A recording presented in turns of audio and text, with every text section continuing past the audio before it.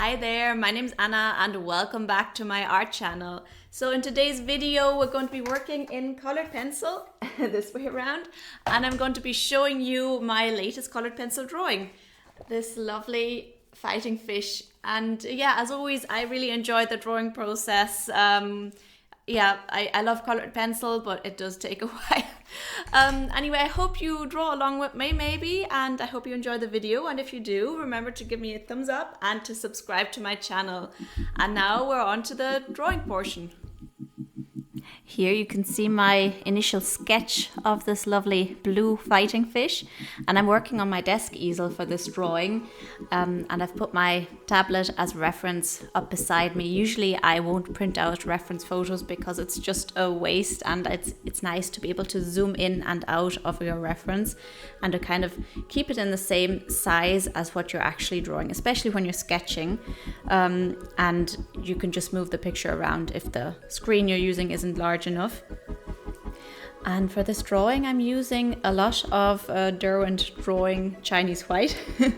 You can see the little stump that I'm using. I was trying to use it down to the very bottom, and I think I've thrown that little stump away and I'm on to using a new pencil now. I'm also using, for the blues and black, I'm using my Polychromos, Faber-Castell Polychromos, and I think in between I use some Prismacolor colored pencils as well. And I think in the end for the background I use a black marker just to add the background faster and save some time there. I've sped this up quite a lot. I think it's all sped up 20 times, so you can see colored pencil actually takes a really long time. But I still find it a very satisfying medium to use, because you see, when you work on small areas like this and don't put down base colors on the entire fish, but really just work on small areas at a time and really finish them up, you have this very rewarding effect of it really looking realistic already in that little area. And that's a lot of fun, and I actually enjoy working on longer projects. I haven't done that a lot in recent years, I guess also due to social media and wanting to be able to produce a lot of work so I could post it. I mean, that wasn't a conscious choice, but that's what we all end up doing, I think. But I used to really enjoy longer drawings. I used to do a lot of canvas paintings using acrylics, and every time I was finished a painting, the problem was, what am I going to do next? And it always took a while until I could make a decision, and I always find that portion of it annoying. I always wanted to get into the drawing process and then just really dive deep into the drawing itself and just unwind and forget everything else. I think this was a second drawing session and my light wasn't so great. It was the same one I was using earlier, but I'm using it in a different room. I think I was drawing in the sitting room here. Anyway, I'm sorry about the lighting, but you can still see what I'm doing. So what was I saying? Yeah, I really enjoy a long painting and drawing process where you just dive into the details and relax, and it's lovely. It's lovely, really, especially if you give yourself the time and you're not in a rush to finish it. In this case, with the fish, there are a lot of scales on a fish, obviously, and I find with colored pencil, that's the kind of medium where you can't really cut corners. You have to, in this case, I had to draw out all of those little scales because I didn't really see how I would be able to just suggest them very well and still make it look realistic. I think with watercolor or with other mediums you can get away with that better, because especially in watercolor you can just let the paint flow and kind of create texture and suggest certain structures without actually having to draw them out entirely. But here I actually drew every single scale. Obviously they're not exact like in the reference photo you can see, I think, here. But I did try my best, and you know, I didn't want to go crazy with all the detail. I'm trying to keep my pencils as sharp as possible. It's not as important, I find, with the Chinese Drawing White, because it's a very soft pencil and very waxy. But with the other pencils, you do have to keep them very sharp. for one, so you can get the fine detail, and also so you can get the kind of coverage that you need.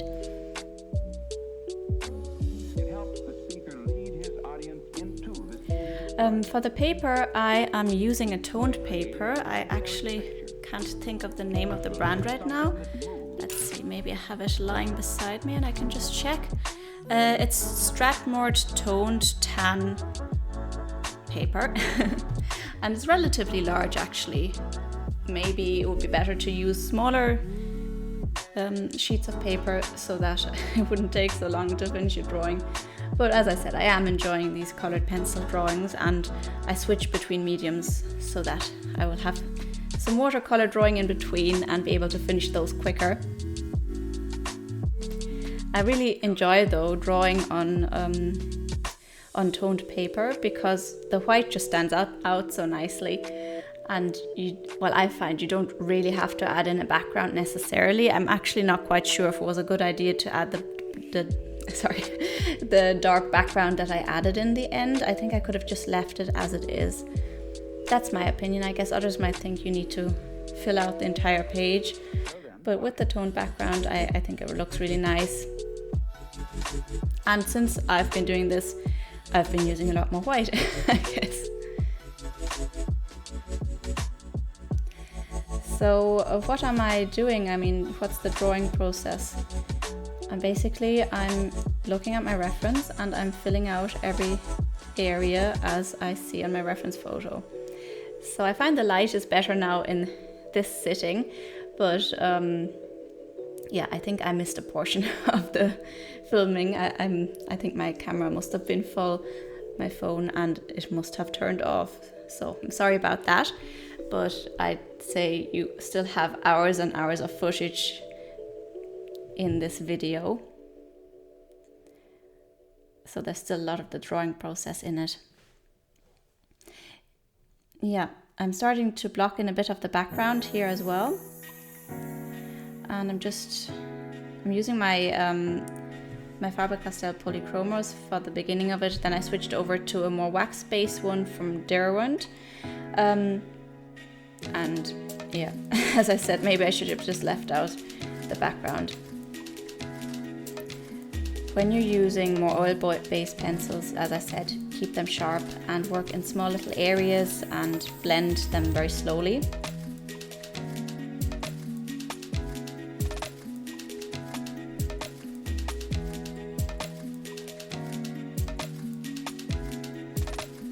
I'm working on the tail now, and I'm using a colorless blender, an alcohol marker, to kind of blend the colors into each other a little bit more. You don't necessarily have to do this. You can use the technique of burnishing to blend your colors into each other.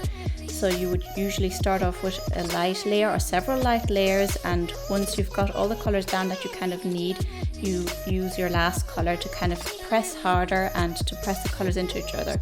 Though when you have done that, you can't really add much color on top because you've flattened the tooth of the paper and it won't take any more color after that. So there's a bit of a limitation there, but it means you don't need as much supplies, and you can kind of plan for that. I think a lot of the time I will use white for this, if of course the color is in that area at all, or one of the lighter colors to blend all the colors underneath together. And the Derwent Drawing Chinese White is really suitable for this. It really blends very beautifully when you use that. Adding some more background color in, more black. And you can see here between the tail and the fin on the back of the fish that I haven't added enough color yet, and you can still see the grainy grittiness of the paper showing through. And once I went over that with the alcohol marker, it kind of blended out. And when you blend with the alcohol marker, you can add more layers, in opposed to when you're using the burnishing method to blend.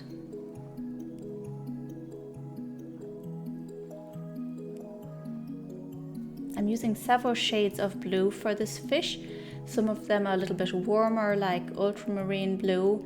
I don't know if the pencil was actually called that, but something along those lines. And some of them are a bit cooler and look a little bit more turquoisey.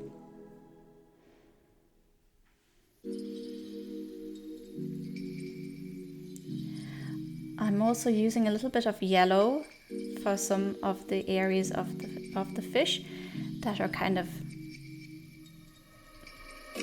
not in the sunlight. Obviously the fish is underwater, but they're a little bit lighter. Some areas are a little yellowish.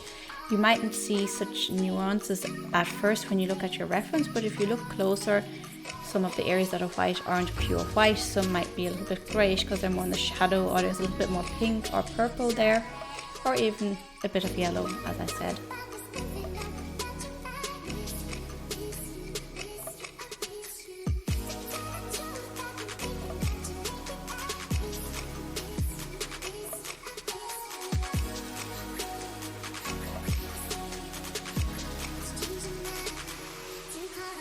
You can see I am jumping around a little bit between different areas, but overall I am kind of working in an area until it looks nearly finished before I move on to the next area, a lot of the time anyway, and that way you don't kind of burn out as quickly from seeing too much unfinished drawing ahead of you, and you always have this feeling of success when you've finished a little area and it looks really good and realistic.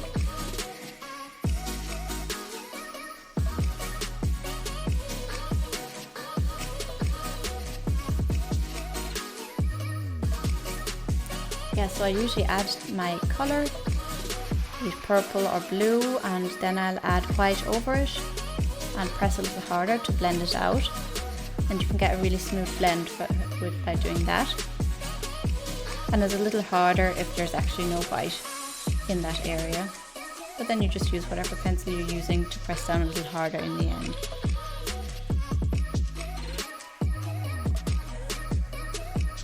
Obviously you can also use mineral spirits to do your blending, but I just found that I don't like using that. It's too much of a hassle. You have to have good ventilation. You get a headache from using that. Here you can see I'm using a black marker because I got tired of doing the background using the coloured pencils. And markers are a good medium to use in combination with your coloured pencils. I haven't used them a ton for this yet, usually only for blending, but you can use them as a base layer and then draw on top of coloured pencil. You can't do it other way around really, except with the colourless blender, which I only use for these coloured pencils because I think I'm ruining the nib with all the waxy oiliness of the pencils. But you can see here with that portion of the tail that I drew over the black background that you can very well add coloured pencil over marker, because the marker doesn't change the texture of the paper at all, and it's a fast way of putting down colour.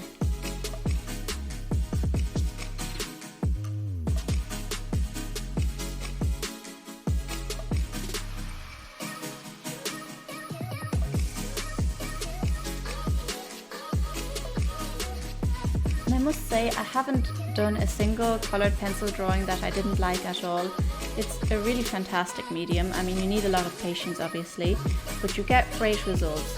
If your initial drawing is good, I mean, there's not that much that can go wrong if you have enough patience and you persevere and finish it off. In any case, I hope you enjoyed this drawing process and maybe you drew along with me. I hope you did. Please leave me a comment if you like this video and if you like the drawing. And I hope to see you again soon in one of my next videos. So take care and bye bye.